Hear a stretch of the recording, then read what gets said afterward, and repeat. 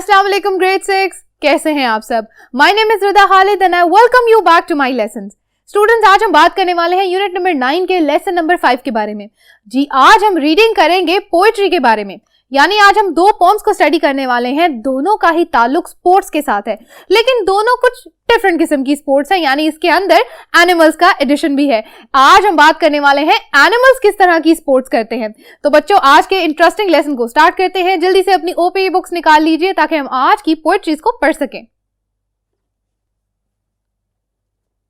हाँ जी, तो ग्रेड 6, जैसा कि मैं आपको बता चुकी हूँ, आज का जो टॉपिक है वो है पोएट्री, यानी हमने पोएम्स पढ़नी है और इन पोएम्स का ताल्लुक मैंने आपको बताया कि स्पोर्ट्स के साथ है। अब स्पोर्ट्स के अंदर हमें ये देखना है कि एनिमल्स कैसे ऐड हो सकते हैं, वो कौन से ऐसे एनिमल्स हैं जिनका ताल्लुक स्पोर्ट्स के साथ है। थोड़ी सी कंफ्यूजिंग बात है, आज हम इसको देखेंगे कि ये जो कंफ्यूजन है कैसे क्लियर हो सकती है। सबसे पहले तो मैं आपको बताऊं कि हमारा जो पेज नंबर है वो है 214, यानी 214 से लेकर 216 तक आज हमने सारी पोएट्री को स्टडी करना है। सबसे पहले तो मैं आपको ये बताती चलूं कि आपकी इस पोएट्री के अंदर से मैंने सारी वोकैबुलरी यहाँ लिख दी है, यानी जो लफ्ज मुझे ऐसे लगे कि मुझे अपने स्टूडेंट्स को बताने चाहिए, जिनका मीनिंग आपके लिए शायद थोड़ा सा डिफिकल्ट हो, मैंने उनको यहाँ लिख दिया है। पहले इसको स्टडी कर लेते हैं, उसके बाद हम पोएम पढ़ेंगे। सबसे पहले तो वर्ड है टग्स। क्या आपको याद है वो जो गेम आप खेलते थे, टग ऑफ वॉर? एक बहुत मोटा सा रस्सा होता है, एक तरफ एक टीम होती है, दूसरी तरफ दूसरी टीम होती है। तो उस गेम को क्या कहा जाता था? Tug of war. क्यों कहते थे टग ऑफ वॉर? यानी कि किस किस्म की वॉर है, कैसी जंग है वो? खींचने की। एक इधर से खींचेगा, एक इधर से खींचेगा। तो जो pulls hard, the one who pulls hard, वो टीम जो सबसे ज्यादा अपनी तरफ खींच लेगी वो जीत जाएगी। तो ये उसी सारी कॉन्सेप्ट में बात है टग की। टग्स मींस के किसी चीज को बहुत जोर से खींचना, यानी किसी चीज का एक जगह अड़ जाना, लॉक हो जाना, और फिर आप उसको जोर से जब खींचते हैं तो उसे कहते हैं टग्स। अनफैथमेबल, ये एक बहुत बड़ा सा वर्ड है। अनफैथमेबल यानी एक ऐसी चीज जो आप इमेजिन ही नहीं कर सकते, मतलब इतनी वो अच्छी है या वो चीज इतनी बुरी है कि आपकी सोच में वो आ ही नहीं सकती। यहां पर बात की जा रही है अनफैथमेबल स्काई की, यानी कि जो बच्चा है जो काइट उड़ा रहा है, यानी पतंग उड़ा रहा है, वो बच्चा कहता है कि जो स्काई है ये अनफैथमेबल है, ये स्काई इतना अच्छा है कि मैं बयान नहीं कर सकता, इतना खूबसूरत है। तो हम बात करते हैं अनफैथमेबल स्काई, मतलब impossible to comprehend the beauty of the sky. मैंने स्काई का वर्ड साथ इसलिए लिखा है ताकि आपको इसके मीनिंग को मैं इसके साथ रिलेट करके बता सकूं। ठीक हो गया? Scampers, scampers, running with small steps specially through excitement. जब आप बहुत एक्साइटमेंट में होते हो, लेकिन बच्चा है तो हम बात करते हैं कि छोटे छोटे स्टेप्स में चल रहे हैं। ठीक है, छोटे स्टेप्स हैं, लेकिन किसके स्टेप्स हैं? एक्साइटमेंट के साथ, खुशी के साथ, भागते भागते, उसको कहते हैं scampers. Clover, clover, a rich green plant found in meadows. Clover के बारे में आपको आई बिलीव अब समझ आ गई होगी कि क्लोवर्स क्या होते हैं। ये एक रिच ग्रीन प्लांट होता है जो कहाँ मिलता है? हमें मीडोज के अंदर मिलता है, हरियाली जहां पर होती है हमें वहां मिलता है ये। ठीक हो गया? ओके।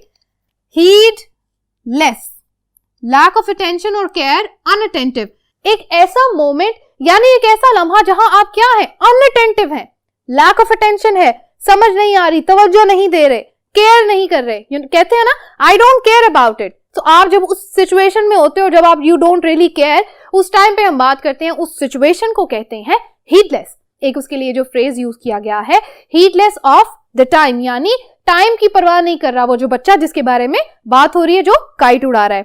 तो बच्चों, ये चार मेन और बहुत ही इंपॉर्टेंट आपकी बुक के अंदर जो ये पोएट्री दी गई है, इसके अंदर जो वोकैबुलरी के वर्ड्स थे वो थे। तो बच्चों, ये जो मैंने वोकैबुलरी का पार्ट यहाँ पर लिखा है, ये पार्ट मैं चाहती हूँ कि आप अपनी बुक में उस पोएट्री के अंदर लिख लें। और अब वक्त आ गया है उस पोएट्री को पढ़ने का। जल्दी से इस वीडियो को पॉज करें, उस पोएट्री को पढ़ के वापस मेरे पास आए ताकि मिलके हम डिस्कशन कर सके कुछ क्वेश्चन एंड आंसर्स की। बच्चों, मैं उम्मीद करती हूँ कि आप अभी तक इसको पढ़ चुके होंगे, क्योंकि एक छोटी सी पोएम थी जिसका टाइटल है बॉय एंड काइट। मैं आपको बता चुकी हूँ, एक लड़का है जो काइट उड़ा रहा है, यानी पतंग उड़ा रहा है, उसकी कोई फीलिंग्स है, वो कुछ फील कर रहा है, उसको पसंद आ रहा है ये पूरा एटमॉस्फेयर, ये पूरी आबो हवा, वो हवा चलती हुई, पतंग का आसमान में जाना, पतंग ऐसे लग रही है जैसे बादलों के अंदर फंस गई है और आप उसको खींच रहे हो। वो पतंग नहीं है, वो एक बादल है जिसको वो लड़का खींच रहा है। तो इस तरह की फीलिंग्स का सारा इजहार कहाँ किया गया है? इस पोएट्री के अंदर। तो बच्चों यहाँ तक हमने इसकी रीडिंग भी कर ली और साथ साथ वोकैबुलरी के जो मीनिंग्स थे वो भी हमने देख लिए। बच्चों अब हम बात करने वाले हैं इसके कुछ क्वेश्चन एंड आंसर्स की। तो आइए इस काम को करते हैं। हाँ जी, तो बच्चों अब हमने क्या बात करनी है? अब हमने रीडिंग फॉर डिटेल की बात करनी है। यानी कि हम इस चीज को पहले ही देख चुके हैं कि हमने ये रीडिंग क्यों की थी, हमसे डिटेल मांगी जा रही है। कुछ क्वेश्चंस यहाँ पर हमारे पास लिखे हुए हैं, आपकी बुक के अंदर भी क्वेश्चंस लिखे हैं, मैंने यहाँ पर सिर्फ कुछ इंपॉर्टेंट क्वेश्चंस लिखे हैं। मैं चाहती हूँ कि आप इन्हीं क्वेश्चंस को लेके सिर्फ इनके आंसर करें। ओके, अच्छा, सबसे पहला हमारे पास जो क्वेश्चन यहाँ लिखा है वो है क्वेश्चन नंबर 2। सबसे पहले क्वेश्चन 2 पे आ जाए जल्दी से। Which words and phrases in the first verse show that the boy thinks his kite is flying very high? कौन से ऐसे वर्ड्स हैं और फ्रेजेस हैं इस पोएम के अंदर? किस वर्स में? फर्स्ट वर्स में, पहली वर्स में, जिसको उर्दू में आप बंद कहते हैं। पहले बंद में, पहली वर्स में, show that the boy thinks his kite is flying very high, जो इस लड़के को ये फील करवा रही है कि उसकी जो काइट है, पतंग है, बहुत ऊंची है। मैंने यहाँ पे कुछ लिखे हैं, with the winds he runs, वो क्या है? वो हवा के साथ भाग रहा है। Tugs a cloud upon a string, यानी उसने क्या किया है? उस क्लाउड को एक धागे के साथ बांध दिया है। यानी उसने अपनी काइट को क्या कहा है? उसने कहा है कि मेरी काइट काइट नहीं है, मेरी पतंग पतंग नहीं है, वो बादल का एक टुकड़ा है और मैं बादल के टुकड़े को क्या कर रहा हूं? स्ट्रिंग डाल के, यानी डोरी डाल के, या धागा, या जिसको आप डोर कहते हैं, डोर डाल के मैं उड़ा रहा हूं। तो ये जो फ्रेज है ये बता रहा है हमें कि हमारा जो बच्चा है वो क्या सोच रहा है कि his kite is flying very high, he is the eagles wing. उसको ये समझ आ रहा है कि वो क्या है?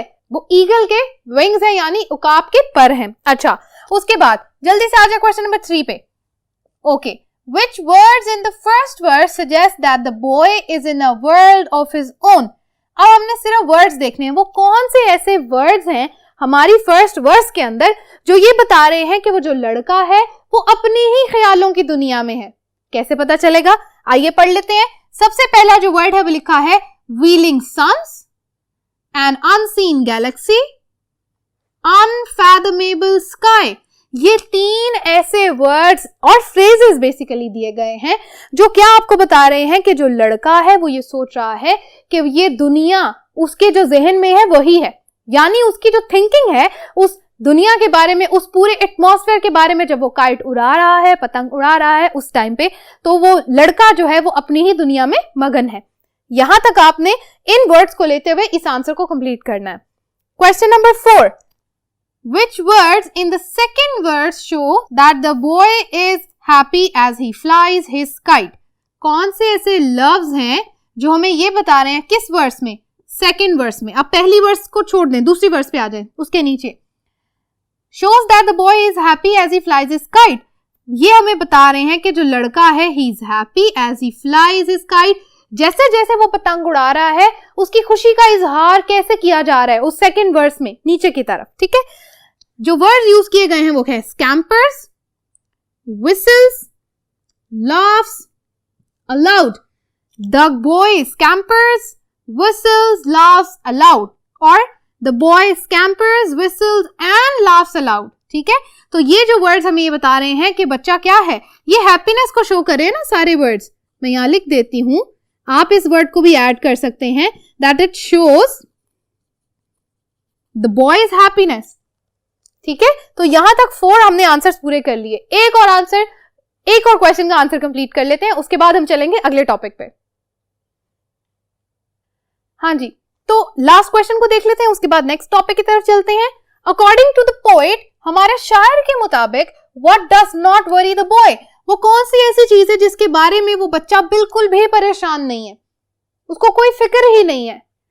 हीडलेस। हीडलेस का वर्ड हमने पढ़ा, इसका क्या मतलब है? केयर नहीं है, अटेंशन नहीं है, उसको इस चीज की परवाह नहीं है। ठीक है, लापरवाह है वो इस चीज से। He is heedless that the time must pass. वो ये कह रहा है कि टाइम एक ऐसी चीज है जिसके बारे में वो बिल्कुल भी परेशान नहीं। वो कह रहा है कि मैं अपना ये जो वक्त है काइट उड़ाने वाला, पतंग उड़ाने वाला, इसको इतना एंजॉय कर रहा हूं कि मुझे कोई परवाह ही नहीं है कि टाइम गुजर है। I am heedless that the time is passing, और I am heedless that the time shall pass. I don't care, I am enjoying what I am doing. So ये वो बच्चा कह रहा है कि मैं एंजॉय कर रहा हूं जो मैं कर रहा हूं, मुझे कोई फिक्र नहीं है कि टाइम गुजरता जा रहा है। ठीक है बच्चों, यहां तक हमारी ये जो पोएट्री थी और उसके साथ जो हमारे पास रीडिंग फॉर डिटेल के क्वेश्चंस थे, हमने उनके आंसर्स कर लिए। बहुत एक छोटी सी पोएम थी और हमने जल्दी से उसको पढ़ लिया और खत्म कर लिया। अब बच्चों इसके अगला पार्ट जो है वो हमने स्किप करना है, वो हम करेंगे एक स्पेशल सेपरेट वीडियो के अंदर। उसके लिए हम अलग से एक वीडियो बनाएंगे जिसमें हम ये सीखेंगे कि पोएम को कैसे लिखना है। ठीक है, ये एक प्रॉपर स्किल है, मैं चाहती हूं कि हम उसको सेपरेट एक दिन करें। अब अगली बात, आप आ जाए पेज नंबर 217 के ऊपर। हमने यहां करनी है poetry, 2 poems about bears and sports. अब सबसे पहले तो मुझे ये बताएं कि पहले अभी जो मैंने आपको पोएम पढ़ाई है, इस पोएम के अंदर स्पोर्ट क्या थी? Kite flying, exactly. और काइट फ्लाइंग कौन कर रहा था, कौन पतंग उड़ा रहा था? एक बच्चा, यानी एक बॉय काइट फ्लाइंग कर रहा था। तो काइट फ्लाइंग को भी एक स्पोर्ट कहते हैं। तो आज हमें ये एक बड़ी मजेदार बात पता चल गई कि पतंग उड़ाना भी एक स्पोर्ट है। ठीक है, एक खेल है। अच्छा, इसी तरह अब हमने जो पोएम पढ़नी है उसके अंदर भी एक खेल का जिक्र किया जा रहा है। एक पोएट हमें ये बता रहा है कि बियर जो एक भालू होता है, बियर के साथ स्पोर्ट्स कैसे की जाती है। बड़ा इंटरेस्टिंग सा टॉपिक है, आज हम सीखने वाले हैं। क्या आपने कभी डांसिंग बियर का नाम सुना है? एक ऐसा भालू जो गलियों में, सड़क पे नाचता है, देखा होगा कभी ना कभी। तो हमारा जो टाइटल है बच्चों इस पोएम का, my mother saw a dancing bear, मेरी अम्मी ने एक नाचते हुए भालू को देखा। ठीक है, my mother saw a dancing bear, उन्होंने एक नाचते हुए भालू को कहां देखा होगा, इमेजिन करें। हाँ जी, उन्होंने गली में देखा, स्ट्रीट के अंदर। आपने देखा होगा तमाशा लगाते हैं, एक आदमी होता है, उसके पास क्या होता है, बियर होता है, उसने उसको स्ट्रैंगल किया होता है, गले में पट्टा होता है और एक चेन होती है, और वो क्या करता है, वो कुछ साइंस देता है, कुछ आवाजें निकालता है। तो जो बियर है वो समझता है उन साइंस को, इशारों को, उन आवाजों को, और फिर वो कुछ करतब करता है, डांस करता है। तो इस सारे जो एक्ट को कहा जाता है डांसिंग बियर, और इस पूरी एक अमल को कहा जाता है ये एक स्पोर्ट है, ये भी एक खेल है। ठीक है, अच्छा, अब यहाँ पे ये जो पोएम लिखी हुई है बच्चों, ये एक बहुत ही ऐसी पोएम है जिसको पढ़ने के बाद आपको एक डिफरेंट फीलिंग आएगी। आप ये सोचेंगे कि वो जो भालू है दरअसल वो यही नहीं चाहता कि मैं डांस करूं और लोग देखें, यानी मैं नाचूं, करतब करूं और लोग क्या करें, मुझे पैसे दें, और वो पैसे उसको भी नहीं मिलते। वो कहाँ जाते हैं, वो उसका कीपर जो है, जो बंदा उसको रख रहा है अपने पास, उसके पास जाते हैं। ठीक है, तो ये सारी बातें आपको तब पता चलेंगे जब आप इस पोएम की रीडिंग करेंगे। बच्चों, उससे पढ़ने से पहले मैंने यहाँ पर कुछ वर्ड्स लिखे हैं जिनको पढ़ना हमारे लिए बहुत जरूरी है, वोकैबुलरी है। आइए स्टडी करते हैं। Bruin, the word is bruin, a famous name of a bear in fables. Stories के अंदर, फेबल्स के अंदर जो एक बड़ा ही कॉमन नाम किसको दिया जाता है, उस डांसिंग बियर का नाम है ब्रुइन। ठीक है, उसको ब्रुइन कहा जाता है, बियर नहीं कहा जाता। Okay, next word caper, dance of a bear. Caper यानी वो जो करतब होते हैं ना, जो बियर करता है, मैं यहां लिख देती हूं करतब। ठीक है, यानी कि उस बियर के, ब्रुइन के करतब जो है उनको कहते हैं caper. Next word halt, abrupt, stop, एकदम से रुक जाना। मैंने आपको बताया था जब हम ट्रेन के बारे में बात कर रहे थे, रेलवे की पटरी के ऊपर क्या हुआ था, एक एक्सीडेंट हुआ था, हमने इस बारे में एक स्टडी की है। तो हमने वहां बात की थी कि हॉल्ट, इसका मतलब है कि बहुत तेजी से कोई चीज आ रही है, मूवमेंट में, और एकदम से उसको आप रोक दे, तो उस अमल को कहते हैं हॉल्ट। ठीक है, नेक्स्ट समरसॉल्ट। समरसॉल्ट का वर्ड आपने पढ़ा होगा कहीं ना कहीं। Somersault mean turning a head over heels, कलाबाजी लगाना, समरसॉल्ट करना। कलाबाजियां कौन लगाता है, सारे बच्चे करते हैं ये काम। हाँ जी, तो ये वही कलाबाजी, इसको कहते हैं समरसॉल्ट। ठीक है, अच्छा जी, एकिंग आईज। अब इस वर्ड का जो मीनिंग है वो थोड़ा सा डिफरेंट है। एकिंग मतलब आंखों में तकलीफ होना। अब इसके दो तरह से आप मानी ले सकते हैं। एक तो ये बात है कि आपकी आंख में फिजिकली पेन है, यानी आपकी आंख में दर्द हो रहा है। ठीक है, लेकिन यहां पर इसका मतलब इस तरह से लिया गया है, पेन इन द आईज, वो पेन, वो तकलीफ है, वो सॉरो है, वो सैडनेस है जो उस बियर की यानी ब्रुइन की आईज में था, जिसके बारे में मैंने आपको बताया है कि वो एक्चुअली अपनी जिंदगी से ये नहीं चाहता। ठीक है, उसको स्ट्रैंगल करके रखा हुआ है, उसके गले में पट्टा बांधा गया है, वो आजाद नहीं है। इसीलिए वो क्या है, परेशान है, उसकी आंखों में क्या है, एक है, तकलीफ है, सोरो है, गम है। तो ये सारी बातें बच्चों आज हमने इस पोएट्री के अंदर पढ़नी है। अब जो वक्त है आपने जल्दी से करना है इस वीडियो को पॉज, जाके रीडिंग करनी है, उस पोएट्री की रेसिटेशन करनी है, रिसाइट करके आए उस पोएम को, ताकि हम उसके बाद उससे रिलेटेड कुछ एक्सरसाइज सॉल्व कर सकें। बच्चों मैं उम्मीद करती हूँ कि आप उसको पढ़ चुके होंगे, क्योंकि ये टाइम मैंने आपको दिया था कि आप उस पोएट्री की रेसिटेशन कर लें। अब जो हम काम करने जा रहे हैं, रीडिंग फॉर अंडरस्टैंडिंग के क्वेश्चन हमने नहीं करने, क्योंकि वो बहुत बेसिक क्वेश्चन है, मुझे उम्मीद है कि वो सबको आते होंगे। ठीक है, अगर आप चाहें तो उसको प्रैक्टिस आप घर पे खुद से कर सकते हैं, कोई मसला नहीं है। मैं यहाँ पे बोर्ड पे आपको रीडिंग फॉर डिटेल के ही कुछ क्वेश्चन आंसर्स कराऊंगी, तो आइए उनको सॉल्व करते हैं। हाँ जी, तो हमने जो बात करनी है रीडिंग फॉर डिटेल यानी रीडिंग फॉर इंटरप्रिटेशन, मतलब कि आपने मानी अखज़ करना है, डिटेल्स देखनी है कि आया कि आपको ये समझ आई है कि आपने क्या पढ़ा है। ठीक है, तो जो क्वेश्चंस यहाँ मैंने लिखे हैं, सिर्फ 3 क्वेश्चन आपकी बुक में दिए गए हैं, मैंने वो यहाँ लिख दिए हैं। मैं उनको आपको पढ़ के बताऊंगी और साथ साथ उनके मीनिंग्स भी बताऊंगी, साथ साथ मैं आपको आंसर्स भी बताऊंगी। तो बच्चों इसको देख लेते हैं। How did the children react to the bear's dance in the second verse. Second verse में आ जाए, तकरीबन 4 से 5 जो लाइन्स हैं उनके बाद आए। 5th और 6th लाइन में आपको नजर आ रहा होगा ये वर्ड्स लिखे हुए, the children laughed.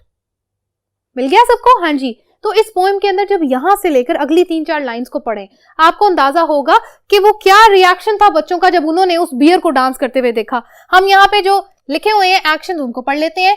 The children laughed, बच्चों ने क्या किया, बच्चे जोर जोर से हंसे। सॉ इट कैंपर्स, यानी उसको उन्होंने डांस करते हुए देखा, उसके एक्शंस देखे। Watched it March and halt, यानी कि वो जो उसका कीपर था, जो वो शख्स उसके साथ था, उसने क्या किया, वो उसको कहता था मार्च। मार्च मीन्स हरकत में आ जाओ, एकदम से करतब करने हैं, और एकदम से हॉल्ट मीन्स रुक जाओ। तो ये वो करतब करता हुआ उसको दिखाई दे रहा था उन बच्चों को, इसीलिए वो बच्चे क्या कर रहे थे, एंजॉय कर रहे थे। Laugh, they were laughing. अगर आप यहाँ एंजॉय का वर्ड भी ऐड कर सकते हैं तो बहुत अच्छा है। अच्छा जी, next, how did the childrens feelings in the 4th verse change. अब इस जो वर्स हमने अभी पढ़ी है, इन 4 लाइन्स के बाद वाली लाइन्स देखें। समवेयर इन द एंड, बिल्कुल एंड वाली लास्ट 5 लाइन्स को पढ़ें, वहां पर आपको अंदाजा होगा कि बच्चों का रिएक्शन कैसे चेंज हुआ जब उनकी मदर ने एकदम से कहा कि बस अब ये जो करतब है खत्म होने लगा है, और जो कीपर है वो आपकी तरफ बढ़ने वाला है, क्या लेके, अपना बैगिंग कप, यानी वो एक उसने जो एक प्याला रखा होता है जिसके अंदर वो क्या करते हैं, हम पैसे डालते हैं, पैसे देते हैं ना करतब देखने के बाद, तो बैगिंग कप लेके वो आ गया। तो यहाँ पर लिखा हुआ है, उसकी मदर ने बोला, here came the keeper with a begging cup, okay, the bear burning coat of fur, and the bear with a burning coat of fur, यानी उसने जो फर पहनी हुई थी वो क्या थी, हीट निकल रही थी उसमें से, क्योंकि करतब करके वो क्या था, एग्जॉस्टेड था। आपने एग्जॉस्टेड का वर्ड पढ़ा होगा ना? हाँ जी, एग्जॉस्टेड का मतलब है कि वो बहुत ज्यादा थक गया था। अच्छा, शेमिंग द लाफ्टर, यानी उसको क्या हो रहा था, शर्म आ रही थी कि लोग क्या है, हंस रहे हैं उस पे। आपको पता है ना, जानवरों की भी फीलिंग्स होती हैं, उनको सब बातें समझ में आती हैं, and they also feel the same, उनको भी सारी सेम फीलिंग्स होती हैं। तो अब हमें ये बात समझ आ गई कि वो जो बियर था उसको शर्म आ रही थी, वो शेमिंग द लाफ्टर, उसको पसंद नहीं आ रहा था कि सब उस पे हंस रहे हैं। अच्छा जी, ये हमें समझ आ गया था कि यहाँ तक चिल्ड्रन की फीलिंग्स क्या थी, उन बच्चों की क्या फीलिंग्स थी। 3rd वाले को देख लेते हैं। How did the children feel about the bear in the final verse. आखिरी 2 लाइन्स, जल्दी से आखिरी 2 लाइन्स पढ़ें। इन आखिरी 2 लाइन्स में आपको नजर आ रहा होगा कि बच्चों की क्या फीलिंग्स थी, कि उनको जब रियलाइज हुआ कि वो जो बियर है वो परेशान है या उसको ये चीज पसंद नहीं आ रही, इज नॉट एक्चुअली हैप्पी, वो एक्चुअली हैप्पी नहीं है, खुश नहीं है, तो क्या फीलिंग की उन्होंने, क्या बच्चों को क्या समझ आई। हमने यहाँ पर लिखा है answer, the children could see the pain in ब्रून्स आईज, मैंने यहाँ ब्रून्स का वर्ड यूज किया, बियर नहीं किया। एकिंग आईज, उसकी एकिंग आईज यानी वही आंखें जिनमें वो तकलीफ उसको हो रही थी।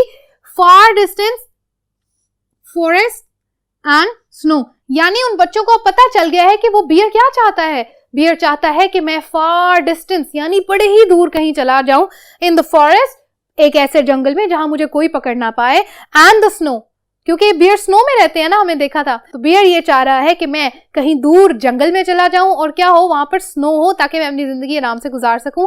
बच्चों को ये पता है कि वो उम्मीद कर रहे हैं कि ये जो बियर है वो अपनी लाइफ बाकी की खुशी से गुजार सके, फ्रीली गुजार सके। तो बच्चे क्या है, परेशान हैं।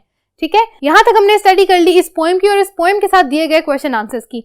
अब इसके बाद का जो पार्ट है वो हम करेंगे अगले वीडियो लेसन में।